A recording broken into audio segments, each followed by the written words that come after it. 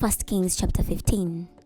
In the 18th year of the reign of Jeroboam son of Nebat, Abijam became king over Judah. He ruled for 3 years in Jerusalem. His mother was Maachah, the daughter of Absalom. He followed all the sinful practices of his father before him. He was not wholeheartedly devoted to the Lord his God, as his ancestor David had been. Nevertheless, for David's sake, the Lord his God maintained his dynasty in Jerusalem by giving him a son to succeed him and by protecting Jerusalem. He did this because David had done what he approved and had not disregarded any of his commandments his entire lifetime, except for the incident involving Uriah the Hittite. Rehoboam and Jeroboam were continually at war with each other throughout Abijah's lifetime. The rest of the events of Abijah's reign, including all his accomplishments, are recorded in the scroll called the Annals of the Kings of Judah. Abijah and Jeroboam had been at war with each other. Abijah passed away and was buried in the city of David. His son Asa replaced him as king. In the 12th year of Jeroboam's reign over Israel, Asa became the king of Judah. He ruled for 41 years in Jerusalem.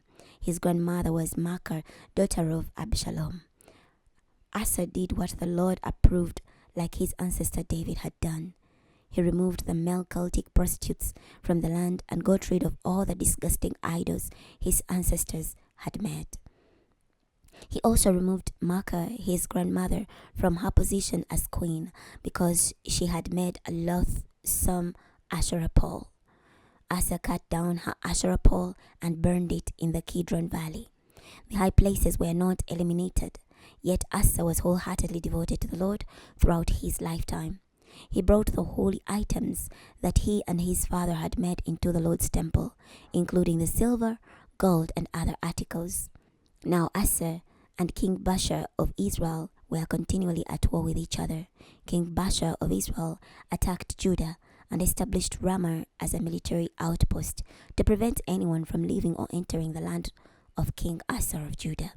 Asa took all the silver and gold that was left in the treasuries of the Lord's temple and of the royal palace and handed it to his servants. He then told them to deliver it to Ben-Hadad, son of Tabrimon, the son of Hazion, king of Syria, ruler in Damascus, along with this message: I want to make a treaty with you, like the one our fathers made. See, I have sent you silver and gold as a present. Break your treaty with King Baasha of Israel, so he will retreat from my land. Ben-Hadad accepted King Asa's offer and ordered his army commanders to attack the cities of Israel. They conquered Ijon, Dan, Abel, Beth, Maachah, and all the territory of Naphtali, including the region of Kinnereth. When Baasha heard the news, he stopped fortifying Ramah and settled down in Tirzah. King Asa ordered all the men of Judah, no exceptions were granted, to carry away the stones and wood that Baasha had used to build Ramah. King Asa used the materials to build up Geba in Benjamin and Mizpah. The rest of the events of Asa's reign, including all his successes and accomplishments, as well as a record of the cities he built, are recorded in the scroll called the Annals of the Kings of Judah. Yet, when he was very old, he developed a foot disease. Asa passed away and was buried with his ancestors in the city of his ancestor David. His son Jehoshaphat replaced him as king. In the 2nd year of Asa's reign over Judah, Jeroboam's son Nadab became the king of Israel. He ruled Israel for 2 years.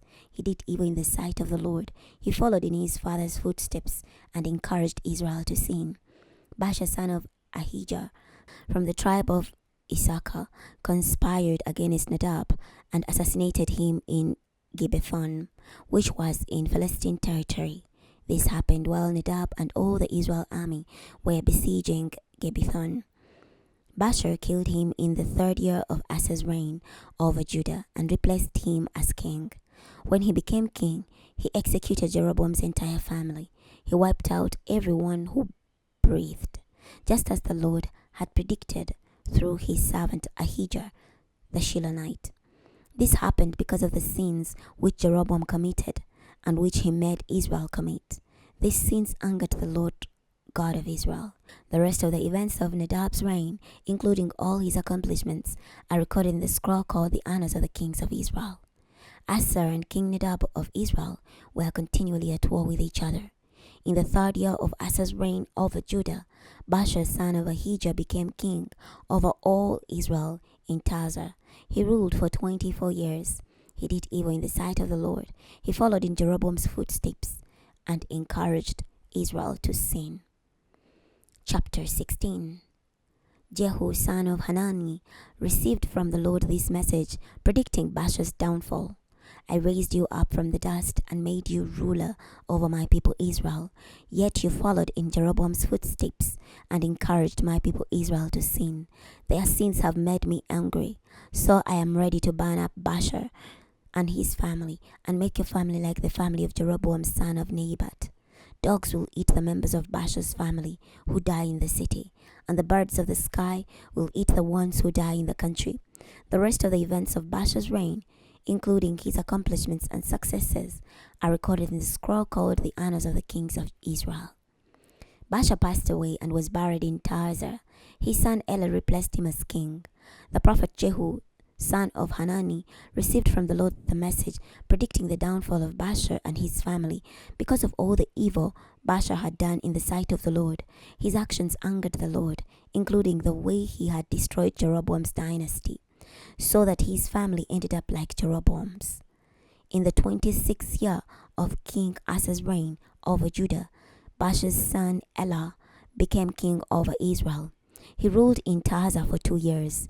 His servant Zimri, a commander of half of his chariot force, conspired against him while Elah was drinking heavily at the house of Asa, who supervised the palace in Tirzah. Zimri came in and struck him dead. This happened in the 17th year of Asa's reign over Judah. Zimri replaced Elah as king. When he became king and occupied the throne, he killed Baasha's entire family. He did not spare any male belonging to him. He killed his relatives and his friends. Zimri destroyed Baasha's entire family, just as the Lord had predicted to Baasha through Jehu the prophet. This happened because of all the sins which Baasha and his son Elah committed, and which they made Israel commit. They angered the Lord God of Israel with their worthless idols. The rest of the events of Elah's reign, including all his accomplishments, are recorded in the scrolls called the Annals of the Kings of Israel. In the 17th year of Asa's reign over Judah, Zimri became king over Israel. He ruled for 7 days in Tirzah. Zimri's revolt took place while the army was deployed in Gibbethon, which was in the Philistine territory. While deployed there, the army received this report: Zimri has conspired against the king and assassinated him. So all Israel made Omri, the commander of the army, king over Israel that very day in the camp. Omri and all Israel went up from Gibbethon and besieged Tirzah. When Zimri saw that the city was captured, he went into the fortified area of the royal palace. He set the palace on fire and died in the flames. This happened because of the sins he committed. He did evil in the sight of the Lord and followed in Jeroboam's footsteps and encouraged Israel to continue sinning. The rest of the events of Zimri's reign, including the details of his revolt, are recorded in the scroll called the Annals of the Kings of Israel. At that time, the people of Israel were divided in their loyalties. Half the people supported Tibni, son of Ginath, and wanted to make him king, and the other half supported Omri. Omri's supporters were stronger than those who supported Tibni, son of Ginath. Tibni died. Omri became king. In the 31st year of Asa's reign over Judah, Omri became king over Israel. He ruled for 12 years, 6 of them in Tirzah. He purchased the hill of Samaria from Shema for 2 talents of silver. He launched a construction project there and named the city he built after Shema, the former owner of the hill of Samaria. Omri did more evil in the sight of the Lord than all who were before him. He followed in the footsteps of Jeroboam son of Nebat and encouraged Israel to sin. They angered the Lord God of Israel, with their worthless idols. The rest of the events of Omri's reign, including his accomplishments and successes, are recorded in the scroll called the Annals of the Kings of Israel. Omri passed away and was buried in Samaria. His son Ahab replaced him as king. In the 38th year of Asa's reign over Judah, Omri's son Ahab became king over Israel.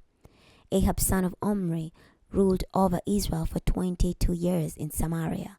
Ahab, son of Omri, did more evil in the sight of the Lord than all who were before him.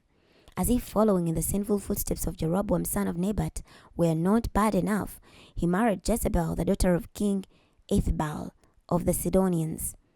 Then he worshipped and bowed to Baal. He set up an altar for Baal in the temple of Baal he had built in Samaria. Ahab also made an Asherah pole. He did more to anger the Lord God of Israel than all the kings of Israel who were before him.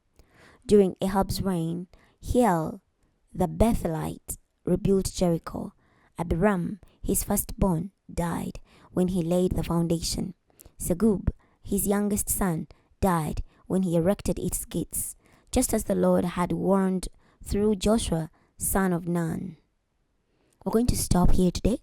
Next time we're going to be starting from 1 Kings chapter 17. I'll see you then.